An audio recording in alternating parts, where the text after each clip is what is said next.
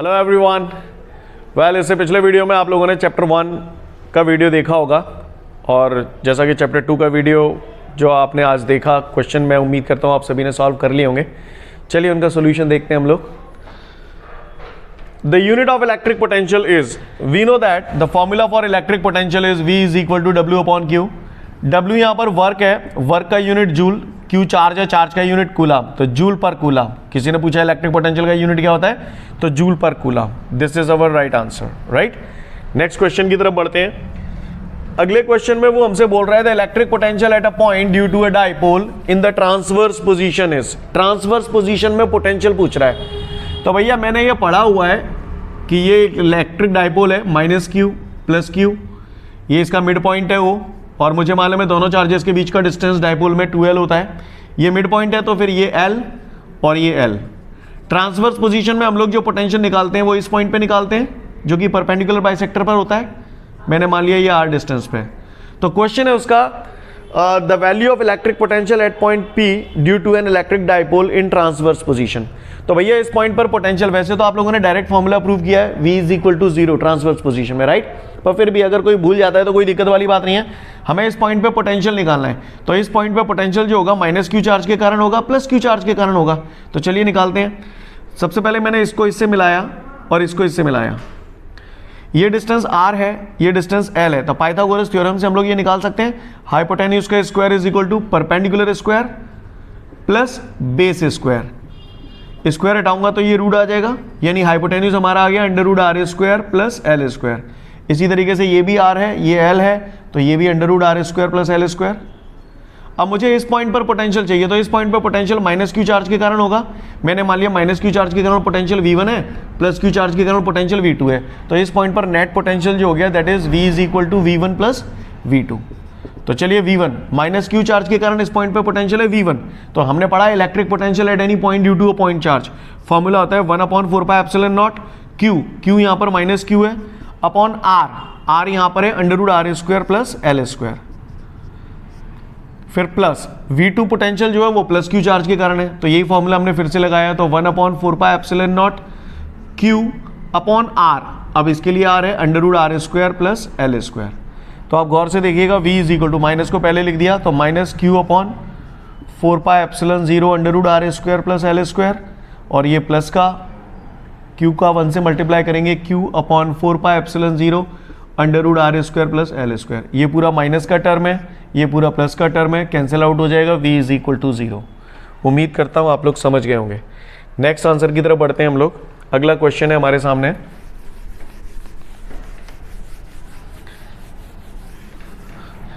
अगले क्वेश्चन में मुझसे बोल रहा है 2 point charges each of Q are placed at a separation of 2A, the electric potential at their mid point will be. गौर से देखिए भाई, यहां पर मुझसे कह रहा है 2 चार्जेस हैं, एक ये रहा एक ये रहा, है ना। 2 point charges each of Q are placed at a separation of 2A, ये दोनों 2A सेपरेशन पर हैं, 2A। The electric potential at their mid point will be. Mid point ये होगा, अगर ये मिड पॉइंट है तो ये A, इसी तरीके से ये भी A। क्लियर। तो कह रहा है कि मिड पॉइंट पर पोटेंशियल कितना होगा। तो भैया या इस पॉइंट पर जो पोटेंशियल होगा, एक तो इस Q चार्ज के कारण होगा, एक इस Q चार्ज के कारण होगा। मैंने मान लिया इस चार्ज के कारण इस पॉइंट पर पोटेंशियल V1 है और इस चार्ज के कारण इस पॉइंट पर पोटेंशियल V2 है। तो टोटल पोटेंशियल इस पॉइंट पर हो जाएगा V1 प्लस V2।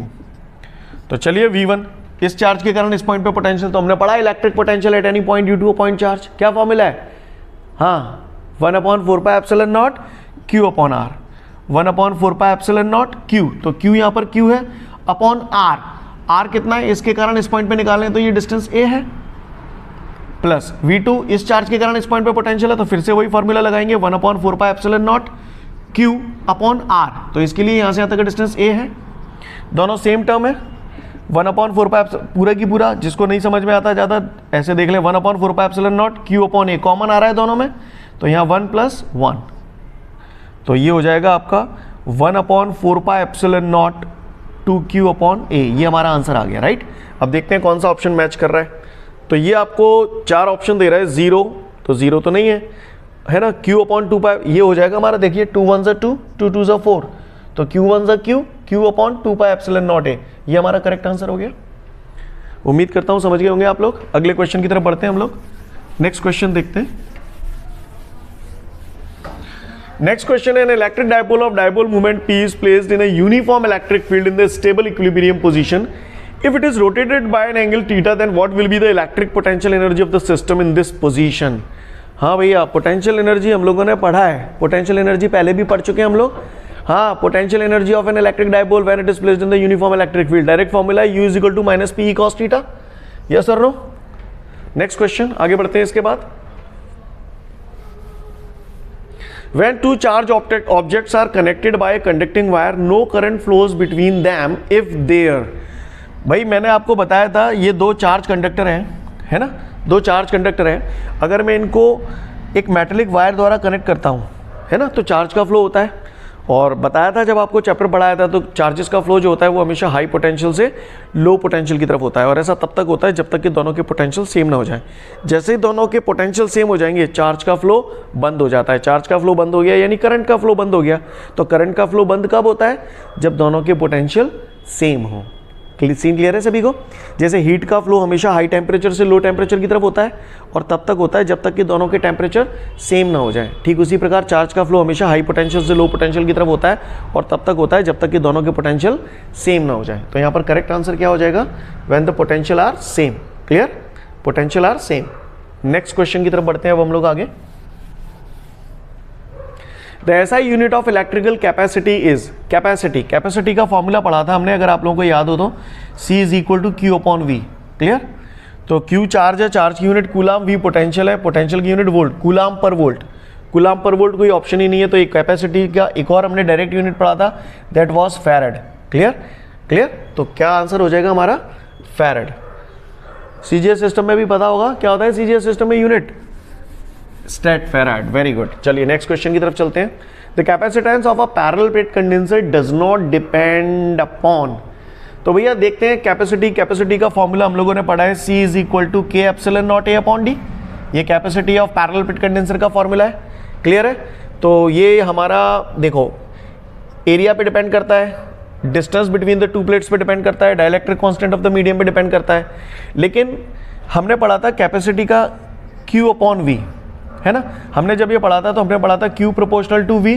और क्योंकि हमें मालूम है कि जैसे जैसे किसी कंडक्टर पे चार्ज बढ़ाते हैं उसका पोटेंशियल बढ़ता है। जब हमने ये फॉर्मूला ड्राइव किया था, जब आपको पढ़ाया था, तो प्रोपोर्शनल हटाया था तो कांस्टेंट आया था Q is equal to CV, right.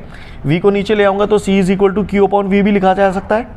अब यहाँ पर इसका जो आंसर हो जाएगा कि ये चार्ज ऑन द प्लेट पे डिपेंड नहीं करता है। उसका कारण है क्योंकि अगर मान के चलिए आप किसी कंडक्टर पे चार्ज बढ़ाते हैं, तो चार्ज बढ़ाएंगे, जैसे चार्ज डबल हो गया तो पोटेंशियल भी डबल हो जाएगा, तो 2 से 2 कट जाएगा, कैपेसिटी तो कांस्टेंट ही रहेगी ना, राइट। इसीलिए बोला गया कि capacity of the parallel plate condenser does not depend on the charge. उम्मीद करता हूं समझ गए होंगे आप लोग। नेक्स्ट क्वेश्चन, अगला क्वेश्चन है, when a condenser of capacity C is given a charge Q, the energy stored in it is. भाई मैं आपको बताऊं, ये वाला जो क्वेश्चन है, ये पोर्शन जो है वो आप लोगों के सिलेबस से हटा दिया गया इस साल, पर फिर भी potential energy of a charge condenser हम लोगों ने फॉर्मूला एक होता है जो मैं आपको बता दूं, फिर भी बता रहा हूं, अदरवाइज अभी आपके सिलेबस में नहीं है। U बराबर half CV square, U is equal to Q square upon 2C, U बराबर हाफ QV। ये फॉर्मूले सब एक दूसरे से ही आए हैं, है ना। तो ये सारे formula energy stored in it, है ना, energy stored in the condenser के ही फॉर्मूले हैं। U बराबर हाफ QV, हम जानते हैं Q बराबर CV होता है, तो Q की जगह CV रख देंगे तो ये फॉर्मूला बन जाएगा, इसी से फिर ये आ जाएगा, राइट। तो देखते हैं इसमें कौन सा मैच कर रहा है हमारे लिए, है ना। तो ये फॉर्मूला हमको दिख रहा है, Q स्क्वायर का 1 से मल्टीप्लाई करेंगे तो Q स्क्वायर अपॉन 2C, ये हो गया, राइट। तो this is your right answer. Next question की तरफ चलते हैं। When two capacitors are joined in series, each capacitor will have the same। भैया दो कंडेंसर्स को जब सीरीज कॉम्बिनेशन में जोड़ा जाता है तो बताया था आपको, when two condensers are joined in series combination, then charge is same on each condenser। और जब पैरेलल में जोड़ा जाता है तो potential, P for parallel, P for potential, है ना। तो जब दो कंडेंसर्स को सीरीज कॉम्बिनेशन में जोड़ते हैं तो क्या सेम रहता है? तो चार्ज सेम रहता है। Next question, the expression for capacity of a spherical conductor is. Spherical conductor की कैपेसिटी निकालनी है, तो स्फेरिकल कंडक्टर की कैपेसिटी का फॉर्मूला पढ़ा था, डायरेक्ट हम लोगों ने C is equal to 4πε0r, right. बाकी का नहीं है तो आप निकाल भी सकते हो, C is equal to Q upon V, Q अब स्फेरिकल कंडक्टर है तो स्फेरिकल कंडक्टर के लिए पोटेंशियल होता है 1/4πε0 Q अपॉन आर। Q से Q कट गया, 4πε0 r ऊपर पहुंच जाएगा, तो ये आ जाएगा हमारा C is equal to 4πε0 r। उम्मीद करता हूं समझ गए होंगे। नेक्स्ट क्वेश्चन, अगला क्वेश्चन हम लोगों को वो दे रहा है the radius of a spherical conductor of 1 microfarad capacitance will be. Spherical conductor दे रहा है जिसकी कैपेसिटी है 1 माइक्रोफेराड। 1 माइक्रो होता है 10⁻⁻⁶। क्लियर? तो कह रहा है इसकी रेडियस बता दो। वो कह रहा है कि स्फेरिकल कंडक्टर है जिसकी कैपेसिटी 1 माइक्रोफेराड है, तो वो जानना चाहता है कि इसकी रेडियस कितनी होगी। तो चलो भाई रेडियस बताते हैं। मुझे मालूम है capacity of the spherical conductor का फॉर्मूला होता है C is equal to 4πε0 r। Yes और no? Clear? C is equal to 4πε0 r। Capacity दे रहा है तो 1 × 10⁻⁻⁶ कैपेसिटी दे रहा है। 4πε0 की वैल्यू कितनी होती है ना? 9 × 10⁻9 नहीं होती, 1/4πε0 9 × 10⁻9 होता है। 4πε0 हाँ 1/9 × 10⁻9। Got my point everyone? Into R. समझ गए ना ये बात? फिर से देख लो, 1/4πε0 की वैल्यू होती है 9 × 10⁻9, और यहां मुझे 1/4πε0 नहीं चाहिए, मुझे 4πε0 चाहिए। इसे पलटूंगा तो फिर ये भी पलट जाएगा। उम्मीद करता हूं आप लोग समझ गए होंगे। तो 4πε0 की जगह 1/9 × 10⁻9 इंटू आर। इसको इधर मैंने मल्टीप्लाई कर दिया तो 9 का 1 से मल्टीप्लाई करूंगा, 9 × 10⁻⁻6 × 10⁻9 इज इक्वल टू आर का 1 से मल्टीप्लाई करूंगा आर। तो आर इज इक्वल टू हमारा गया 9, बेस सेम होती है तो पावर ऐड हो जाती है, तो 9 - 6 3, 9 × 10⁻3 मीटर। ये रेडियस आ गई हमारी। भाई ऑप्शन हमको किलोमीटर में दे रहा है, तो भैया 10⁻3 को किलो भी तो लिख सकता हूँ। 1 किलो यानी 1000 होता है ना, तो 9 किलोमीटर भी लिख सकता हूँ। तो which is your right answer? This is your right answer. Scene clear है सभी को? अगला क्वेश्चन। इसके बाद अगले क्वेश्चन की तरफ हम लोग देखते हैं। नेक्स्ट क्वेश्चन हमारे सामने क्या है? चलिए भाई, ये हमारे सामने आ गया। अब फिलिप्स आ गए हैं। तो इलेक्ट्रिक पोटेंशियल इज अ, तो भैया इलेक्ट्रिक पोटेंशियल की बात करें तो हमने पढ़ा था V = W/Q। वर्क और चार्ज पे डिपेंड कर रहा है पोटेंशियल। वर्क भी स्केलर क्वांटिटी है, चार्ज भी स्केलर क्वांटिटी है, इसलिए हम लोग बोलते हैं electric potential is also a scalar quantity. Next question की तरफ बढ़ते हैं आगे। The dimensional formula of the electric potential is, dimensional formula V = W/Q। Clear? V = W/Q। Work is equal to force into displacement, और charge का formula होता है Q = IT। बचपन में बताई थी। Yes sir no? F force है। ज़्यादातर लोगों को फोर्स का डायरेक्ट याद होता है, तो फोर्स का होता है mLT-2। डायरेक्ट लिख दिया मैंने डायमेंशन फॉर्मूला। D डिस्टेंस है, डिस्टेंस लेंथ होती है, मीटर में नापते हैं डिस्टेंस, तो L। I करंट है, एम्पियर में नापते हैं। T टाइम है, टाइम का डायमेंशन फॉर्मूला T। तो V = हो गया हमारा m L × L, L², T-2, ये T की पावर 1 और A की पावर 1। T की पावर 1 ऊपर ले जाऊंगा T-1, A की पावर 1 ऊपर ले जाऊंगा A-1। तो फाइनली हमारा हो जाएगा m L², T-2 और T-1, T-3। बेस सेम होती है तो पावर ऐड हो जाती है, और A-1। तो ये आ गया हमारा mL2 T-3 A-1। क्लियर? जिन लोगों को लगता है कि भाई फोर्स का नहीं है डायरेक्ट याद रहता, तो आप डायरेक्ट तोड़ के भी कर सकते हैं। Force is equal to mass into acceleration, फिर एक्सेलरेशन की जगह वेलोसिटी अपॉन टाइम, फिर वेलोसिटी की जगह डिस्प्लेसमेंट अपॉन टाइम। वैसे भी कर सकते हैं, पर वो टाइम कंज्यूमिंग है। ऐसे डायरेक्ट जल्दी हो जाता है ना। मैं रिक्वेस्ट करूंगा आप सभी से, फोर्स का डायमेंशन फॉर्मूला डायरेक्ट याद रखें, mLT-2। इससे आपकी स्पीड कई गुना बढ़ जाएगी। नेक्स्ट क्वेश्चन की तरफ चलते हैं। इसके बाद हम लोग, अगला क्वेश्चन है, when a charge conductor is connected to the earth its potential becomes. भैया कहते हैं संगत का असर होता है। गधों की संगत में जाओगे तो गधे ही बनोगे। सही बोल रहा हूँ ना? अगर आप किसी गधे की संगत में जाएंगे तो गधा आपको गधा बनाने की कोशिश करेगा। और हम लोग जानते हैं कि अर्थ का पोटेंशियल 0 होता है।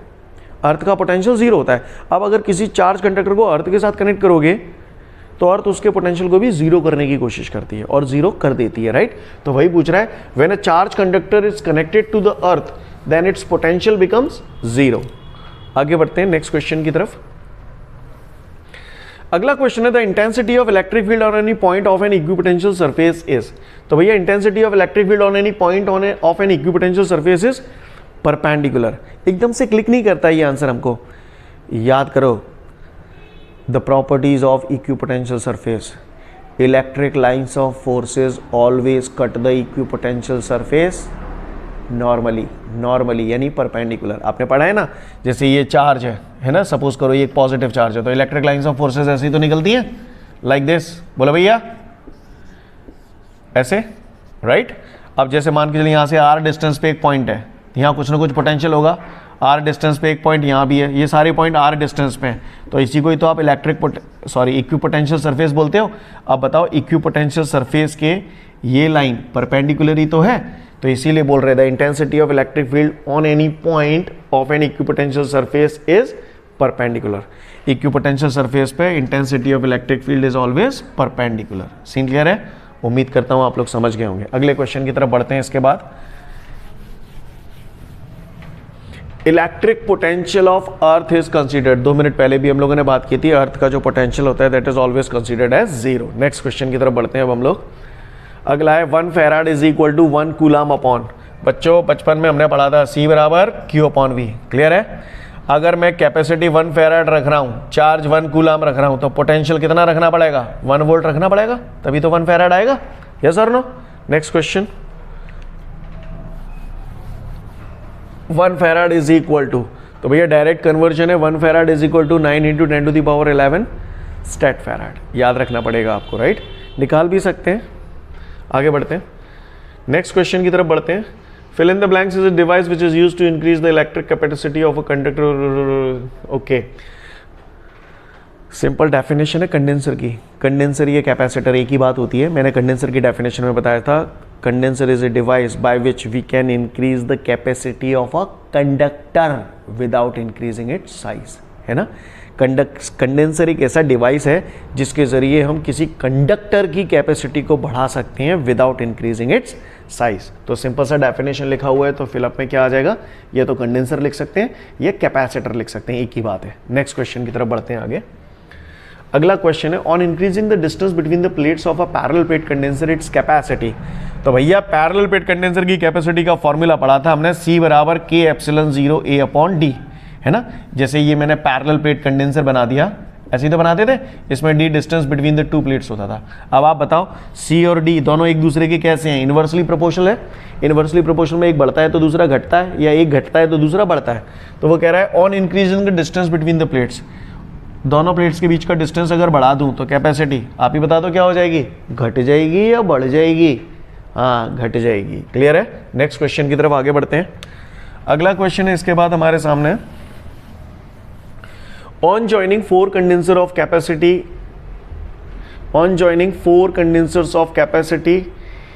in series, the equivalent capacity will be okay। ये क्वेश्चन में थोड़ा सा प्रॉब्लम है। on joining 4 condensers of capacity 4 microfarad, यहाँ क्वेश्चन में गड़बड़ है थोड़ा सा। 4 microfarad in series the equivalent capacity will B, है ना। क्वेश्चन करेक्ट कर लेना बच्चों अगर आपके नोट्सों में हो तो। 4 माइक्रोफैराड आएगा यहाँ। तो चलिए देखते हैं।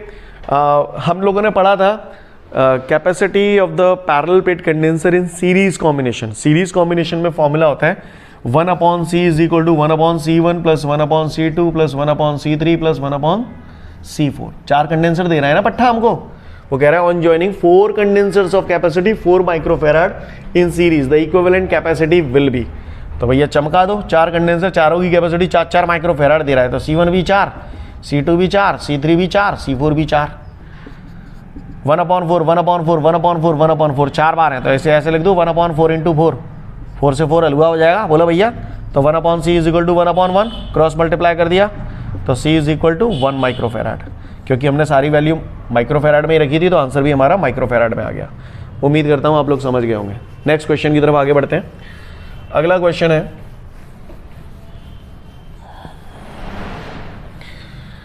नेक्स्ट हमारे ट्रू फॉल्स हैं। The electric potential at every point on a charge, the electric potential at every point on a charge spherical conductor is same. भैया कंडक्टर दे रहा है, conductor, clear. A metallic charge conductor, ये वही point है, याद करो। A metallic charge conductor is always behaves like a equipotential surface. Clear. जो कंडक्टर्स होते हैं, कंडक्टर्स की ये क्वालिटी होती है कि जब उनको चार्ज दिया जाता है तो वो हर जगह इक्वली डिस्ट्रीब्यूट हो जाता है, इसलिए वो हमेशा एक इक्विपोटेंशियल सरफेस की तरह बिहेव करता है। तो वो यही तो कह रहा है, the electric potential eight every point on a charged spherical conductor is same. कोई चार्ज स्फेरिकल कंडक्टर है ना, चार्ज स्फेरिकल कंडक्टर है, तो चार्ज चूंकि यूनिफॉर्मली डिस्ट्रीब्यूटेड है तो इसके हर पॉइंट पर पोटेंशियल की वैल्यू सेम होगी, राइट? उम्मीद करता हूं समझ गए आप, ट्रू होगा इसका आंसर। सीन क्लियर है? आगे बढ़ते हैं, अगले क्वेश्चन की तरफ देखते हैं। नेक्स्ट क्वेश्चन है हम लोगों के सामने, the electric potential due to a point charge does not depend upon the conductivity of the medium. ये फॉल्स हो जाएगा क्योंकि हम लोगों ने पढ़ा है electric potential at any point due to a point charge relation होता है 1/4πε0 Q/R, है ना, पढ़ा है ना। तो यहाँ पर ये क्या है, कंडक्टिविटी, है ना। तो electric potential conductivity of the medium पे डिपेंड करती है, और ये क्या कह रहा है पट्टा हमसे, the electric potential due to a point charge does not depend on the conductivity of the medium. तो उम्मीद करता हूं समझ गए होंगे आप लोग फॉल्स क्यों किया है। अगले क्वेश्चन की तरफ बढ़ते हैं आगे। The work done in moving a charge from one point to another point on an equipotential surface is 0। ये भी हम लोगों ने प्रॉपर्टीज ऑफ इक्विपोटेंशियल सरफेस में पढ़ा। If a charge is moving from one point to another point on an equipotential surface then the work done is 0। सीधी सी point है, ट्रू आंसर हो जाएगा, लेकिन फिर भी देखते हैं क्यों। बच्चों हमको ये मालूम है वी बी पोटेंशियल डिफरेंस का फॉर्मूला पढ़ा था, V B minus V A is equal to W/Q। तो W बराबर क्यों बे, V पोटेंशियल डिफरेंस है, ये फॉर्मूला हम लोगों ने पढ़ा है। थोड़ी देर के लिए देखते हैं, जैसे ये एक इक्विपोटेंशियल सरफेस है, मैंने मान लिया ये A पॉइंट है, ये B पॉइंट है। अगर मैं ये कह रहा हूँ कि ये इक्विपोटेंशियल सरफेस है 6 वोल्ट का, तो बताओ A पॉइंट पे पोटेंशियल कितना होगा, 6 वोल्ट। B पॉइंट पे पोटेंशियल कितना होगा, 6 वोल्ट। अब मैं कह रहा हूँ किसी चार्ज को ले जा रहा हूँ, 2 कूलाम के चार्ज को A पॉइंट से B पॉइंट पर ले जा रहा हूँ, तो वर्क डन कितना होगा। तो निकालो, W बराबर Q की जगह 2 रख दूंगा, VB कितना है 6, VA कितना है 6, 6 - 6 0, 0 का मल्टीप्लाई 2 से करूंगा तो 0। क्लियर? और वैसे सीधी सीधी प्रॉपर्टी है, इतना डिटेल में जाने की जरूरत नहीं है। When a charge is moving from one point to another point on an equipotential surface then the work done is 0। Next question की तरफ आगे बढ़ते हैं। अगला क्वेश्चन हम लोग के सामने है, there is no relation between the potential difference between 2 points in electric field and intensity of electric field. यूँ कह रहा है इंटेंसिटी ऑफ इलेक्ट्रिक फील्ड और पोटेंशियल डिफरेंस के बीच में कोई रिलेशन ही नहीं है। तो ये पट्टा बिल्कुल गलत बोल रहा है। क्यों बोल रहा है? क्योंकि हमने बचपन में पढ़ा था intensity of electric field is equal to -dV/dx। तो ये क्या है, इंटेंसिटी ऑफ इलेक्ट्रिक फील्ड और पोटेंशियल डिफरेंस के बीच में रिलेशन ही तो है। अरे वही है ये अपना, याद करो, वेद, V बराबर ED, वेद, इलेक्ट्रिक फील्ड और पोटेंशियल डिफरेंस। इस समझ गए ना। नेक्स्ट क्वेश्चन की तरफ आगे बढ़ते हैं। अगला कह रहा है the speed of a charge particle in an electric field is uniform, है ना। The speed of a charge particle in an electric field is uniform. भैया इसको समझ लो। सबसे पहले तो इसको समझने के लिए ये समझो, यूनिफॉर्म मतलब समझते हो, एक जैसा। बच्चे स्कूल में यूनिफॉर्म पहन के आते हैं, सबका ड्रेसअप एक जैसा होता है, तो उसे यूनिफॉर्म, हर वो चीज़ जो एक ही तरीके की होती है उसे यूनिफॉर्म बोला जाता है। अब यूनिफॉर्म स्पीड का मतलब होता है कि अगर कोई ऑब्जेक्ट एक जैसी स्पीड से जा रहा है, मान के चलो कोई गाड़ी चला रहा है, ना एक्सीलेटर ऐसे हो रहा है ना ऐसे हो रहा है, एक्सीलेटर केवल ऐसे, ये गाड़ी चलती जा रही है, तो ये यूनिफॉर्म स्पीड है। अगर मैं ऐसे कर दूंगा तो स्पीड बढ़ जाएगी, तो फिर ये यूनिफॉर्म स्पीड नहीं रही, या ऐसे कर दूंगा तो भी ये यूनिफॉर्म स्पीड नहीं रही। एक जैसी स्पीड से गाड़ी चलती है तो उसे यूनिफॉर्म स्पीड कहा जाता है। क्लियर? बात समझ में आ रही है? कोई बंदा नॉर्मल एक जैसी स्पीड से चल रहा है, क्लियर, पीछे से आगे किसी ने लात दे दी, तो उसकी स्पीड यूनिफॉर्म स्पीड रहेगी क्या? हाँ, नहीं रहेगी, क्योंकि उसमें लात दे दी यानी उस पर फोर्स लग गया, और जब फोर्स लग जाता है तो फिर वो यूनिफॉर्म स्पीड नहीं रहती। अब हम इस क्वेश्चन को समझते हैं। The speed of a charge particle in an electric field is uniform बोल रहा है। तो देखो भैया, ये मैंने इलेक्ट्रिक फील्ड बना दिया, अब इसमें मैं कोई चार्ज पार्टिकल रख दिया +Q। याद आ रहा है कुछ? खूब पढ़ा है मैंने। +Q चार्ज इलेक्ट्रिक फील्ड में रख दिया जाता है ना। जब किसी चार्ज को इलेक्ट्रिक फील्ड में रखा जाता है तो उस पर फोर्स बताओ किधर लगता है? किधर लगता है? इधर या इधर? हाँ, इधर, सही बोला। कितना? फेंकें फेंकें। याद आ रहा है? F बराबर Q। चूंकि इस पर फोर्स लग रहा है, फोर्स लगेगा तो इसकी स्पीड और बढ़ेगी। यस और नो? इसकी स्पीड और बढ़ेगी।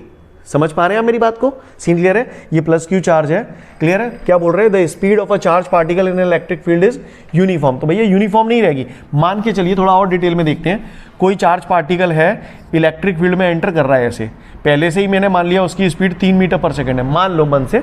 जैसे ही ये इलेक्ट्रिक फील्ड में यहाँ आ गया तो मुझे मालूम है उसकी स्पीड पहले से ही 3 मीटर पर सेकंड थी। जैसे ही इलेक्ट्रिक फील्ड में आया तो फोर्स और लगने लगा इधर, तो ये और ज़्यादा तेज चलने लगेगा, तो फिर ये स्पीड यूनिफॉर्म स्पीड नहीं होगी, फिर इसका मोशन एक्सेलरेटेड मोशन हो जाएगा, राइट? तो ये आंसर हमारा फॉल्स हो जाएगा। आगे बढ़ते हैं, अगले क्वेश्चन की तरफ चलते हैं।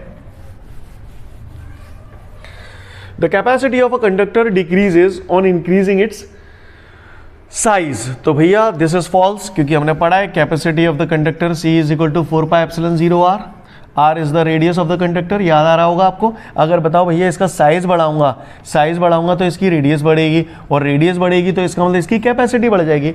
यानी साइज बढ़ने से, साइज बढ़ना यानी इनडायरेक्टली कहीं ना कहीं रेडियस बढ़ना, साइज बढ़ने से कैपेसिटी बढ़ रही है। और ये पट्टा हमसे क्या कह रहा है, the capacity of a conductor decreases on increasing its size, तो फॉल्स हो जाएगा। नेक्स्ट क्वेश्चन की तरफ आगे बढ़ते हैं। अगला क्वेश्चन हमसे बोल रहे हैं, in a circuit a condenser is also used to stop the flow of electric current. Yes of course, condenser को करंट रोकने के लिए भी यूज किया जाता है। याद करो चैप्टर नंबर 7 अल्टरनेटिंग करंट, वहां पढ़ा था अ कंडेंसर ऑब्स्ट्रक्ट डीसी, याद आ रहा है। कंडेंसर डीसी करंट को रोक देता है, तो क्यों रोकता है, गौर से सुनिएगा। आपको याद होगा वहां पढ़ाया था एक सिंगल कंपोनेंट के रेजिस्टेंस को, एक सिंगल कंपोनेंट के रेजिस्टेंस को हम लोग रिएक्टेंस कहते हैं, रिएक्टेंस। और यहाँ कंडेंसर के रेजिस्टेंस की बात कर रहे हैं, तो कंडेंसर के रेजिस्टेंस को हम क्या बोलते हैं, कैपेसिटिव रिएक्टेंस। और कैपेसिटिव रिएक्टेंस का फॉर्मूला होता है XC is equal to 1/ωc। Clear, ये हो सकता है आप लोगों को यहाँ समझ में ना आए, लेकिन जब चैप्टर 7 आप पूरा पढ़ लेंगे तो वहाँ पर ये क्वेश्चन मिलेगा आपको, right. XC is equal to 1/ωc, 1/ω is equal to होता है 2πf। और हमें मालूम है डीसी करंट जो होता है उसकी फ्रीक्वेंसी 0 होती है, तो फ्रीक्वेंसी 0 रख देंगे। अब 0 का मल्टीप्लाई इनसे करेंगे तो ये पूरा टर्म 0 हो जाएगा, और किसी भी चीज़ के अपॉन में 0 आता है तो उसकी वैल्यू इनफाइनाइट हो जाती है। यानी जो कंडेंसर कैपेसिटिव रिएक्टेंस है, capacitive reactance is the kind of resistance, और रेजिस्टेंस अगर इनफाइनाइट हो जाएगा, रुकावट, रेजिस्टेंस यानी रुकावट अगर बहुत ज़्यादा हो जाएगी, रुकावट बहुत ज़्यादा हो जाएगी तो करंट फ्लो हो जाएगा क्या, नहीं होगा, करंट रुक जाएगा, करंट स्टॉप हो जाएगा। कह रहा है in a circuit a condenser is also used to stop the flow of electric current, तो दैट इज ट्रू, कंडेंसर को करंट रोकने के लिए भी इस्तेमाल किया जाता है। तो उम्मीद करता हूं समझ गए होंगे आप लोग। नेक्स्ट क्वेश्चन की तरफ बढ़ते हैं आगे। अगला, the capacity of a parallel plate condenser does not depend upon the surface area of its plate. तो ये तो फॉल्स हो गया, क्योंकि हमने पढ़ा है C बराबर K∈0A/d, पैरेलल प्लेट कंडेंसर की कैपेसिटी का फॉर्मूला है। पैरेलल प्लेट कंडेंसर में यही तो करते थे आप, यहाँ पर D distance between the two plates होता था, A ये जो प्लेट्स हैं इन प्लेट्स का एरिया होता था, राइट। जैसे मान के चलिए ये एक प्लेट ये रही, एक प्लेट ये रही, ये दो प्लेट है, ये दोनों ऐसे रखी हैं, तो ये जो है ये एरिया ऑफ द प्लेट्स हैं। समझ पा रहे हैं आप मेरी बात को। तो वो capacity of parallel plate condenser area of the plates पे डिपेंड करती है। और यहाँ क्या बोल रहा है, the capacity of a parallel plate condenser does not depend upon the surface area of its plates, तो फॉल्स हो जाएगा। उम्मीद करता हूँ समझ गए होंगे आप लोग। नेक्स्ट क्वेश्चन की तरफ आगे बढ़ते हैं। अगला क्वेश्चन हमसे बोल रहा है, on keeping a dielectric medium between the plates of a parallel plate condenser the medium becomes polarised. या that is true. Listen everyone, ये हमारा पैरेलल प्लेट कंडेंसर हो गया, ठीक है। इसमें एक प्लेट पे पॉजिटिव चार्ज होता है, एक पे नेगेटिव चार्ज होता है, और मुझे ये मालूम है कि इलेक्ट्रिक फील्ड की जो डायरेक्शन होती है वो हमेशा पॉजिटिव से नेगेटिव की तरफ होती है। अब इसके अंदर मैंने कोई डाइलेक्ट्रिक मीडियम रख दिया। ये थोड़ा सा अगर आप फोकस करेंगे तो मॉलिक्यूलर थ्योरी ऑफ मैग्नेटिज्म जो चैप्टर नंबर 5 में आपने पढ़ी थी, तो उससे मिलती जुलती है। वहाँ पर आपने मॉलिक्यूलर थ्योरी ऑफ मैग्नेटिज्म में पढ़ा था, जो छोटे छोटे मैग्नेट होते हैं आपस में क्लोज चेन बना लेते हैं, है ना। जब उन्हें एक्सटर्नल मैग्नेटिक फील्ड में रखा जाता है तो उनकी क्लोज चेन ब्रेक हो जाती है और वो अलाइंड वे में हो जाते हैं। ऐसा पढ़ा है ना आप लोगों ने। सेम वे यहाँ पर कोई डाइलेक्ट्रिक मीडियम मैंने रख दिया, तो इसके अंदर होता क्या है कि ये ऐसे पॉजिटिव नेगेटिव आपस में मिलकर क्लोज चेन बना लेते हैं, राइट, है ना। इस तरीके से सीन बन जाता है। अब होता है क्या है, जब मैं इस डाइलेक्ट्रिक मीडियम को किसी पैरेलल प्लेट कंडेंसर की दोनों प्लेटों के बीच में रखता हूं, तो ये पॉजिटिव क्या करते हैं, इनमें से जितने भी नेगेटिव होते हैं उनको अपनी तरफ अट्रैक्ट करते हैं, और नेगेटिव जो होते हैं वो इनके पॉजिटिवों को अपनी तरफ अट्रैक्ट करते हैं। तो यहाँ पर नज़ारा कुछ ऐसा हो जाता है कि इस डाइलेक्ट्रिक मीडियम के अंदर नेगेटिव चार्ज सारे इधर आ जाते हैं, क्योंकि पॉजिटिव नेगेटिव को खींच लेता है अपनी तरफ, और नेगेटिव क्या करेगा, पॉजिटिव को अपनी तरफ खींच लेगा, है ना। तो डाइलेक्ट्रिक सब्सटेंस के अंदर ये जो हो रहा है ना, इसको हम लोग बोलते हैं डाइलेक्ट्रिक पोलराइजेशन। उम्मीद करता हूँ समझ गए होंगे आप लोग। तो वो क्या कह रहा है, on keeping a dielectric medium between the plates of a parallel plate condenser the medium becomes polarised. तो yes it's true, medium becomes polarised. Clear, आगे बढ़ते हैं। The unit of electrical capacitance is Faraday per coulomb. Electrical capacitance बोले तो C बराबर Q/V। तो इसका unit होता है, चार्ज का यूनिट कूलम, पोटेंशियल का वोल्ट, कूलम पर वोल्ट या फिर फैराड। क्लियर, और ये क्या कह रहा है, फैराडे पर कूलम, तो फॉल्स हो गया ये। क्लियर, अगले क्वेश्चन की तरफ बढ़ते हैं। नेक्स्ट, इसके बाद हमारे सामने ये मैचिंग दी गई है, the unit of electric potential is. तो यूनिट ऑफ इलेक्ट्रिक पोटेंशियल का यूनिट वोल्ट भी होता है और जूल पर कूलम भी होता है। थोड़ी देर पहले हमने ओटी भी देखा था। ये E intensity of electric field E बराबर minus d V upon d x. Clear, 2 minute पहले देखा था अपन ने। Potential at any point on the axis of dipole. Potential at any point, देखो भैया, potential at any point on the axis, यानी ये काय की बात कर रहा है? उसने बोला potential at any point on the axis of dipole, dipole की एक्सिस, यानी electric potential at any point due to an electric dipole in end on position पूछ रहा है। फॉर्मूला था 1/4πε0 के पी अपॉन आर स्क्वायर, अगर आपको याद हो तो, है ना।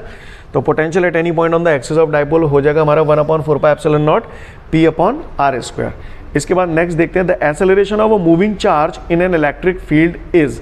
तो इसका जो है मुझे तो डायरेक्ट याद है, ये आंसर है। कैसे आया इसको आप लोग समझ लें। जैसे ये एक इलेक्ट्रिक फील्ड है ना, इलेक्ट्रिक फील्ड है, इसमें कोई प्लस क्यू चार्ज है, तो इस पर फोर्स लगता है किधर, इधर। कितना फोर्स लगता है? 2 मिनट पहले आपने बताया था, फेंकें। और मैंने सुना है force is equal to mass into acceleration is equal to q E. M नीचे लाऊंगा तो ए बराबर हो जाएगा q E upon m. Clear है? तो वो यही तो पूछ रहा है, the acceleration of a moving charge in an electric field. The moving charge का एक्सेलरेशन पूछ रहा है इन एन इलेक्ट्रिक फील्ड, तो क्या आ गया? Q E upon m. इसके बाद the electric potential energy of a system of 2 point charges. तो भैया इलेक्ट्रोस्टैटिक पोटेंशियल एनर्जी का फॉर्मूला पढ़ा था आपने, 1/4πε0 के Q1 Q2 अपॉन R। बात समझ में आ रही है सभी को? सीन क्लियर है? कोई दिक्कत? उम्मीद करता हूँ समझ गए होंगे आप सारी बातों को। आगे बढ़ते हैं, ठीक है। तो ये हमारा चैप्टर नंबर 2 का सॉल्यूशन रहा। आप लोग फटाफट इससे कंप्लीट कर लीजिए, फिर अगला वीडियो आपके सामने चैप्टर नंबर 3 का आएगा, है ना। इस तरीके से हम फटाफट, ये कुछ एक बहुत ज़्यादा हाईली इंपॉर्टेंट क्वेश्चंस हैं जो आपको बहुत हेल्प करेंगे आपके एनुअल एग्जाम में। ठीक है, आज के लिए पर्याप्त है। Thank you everyone, have a great day to all of you guys. जय हिंद।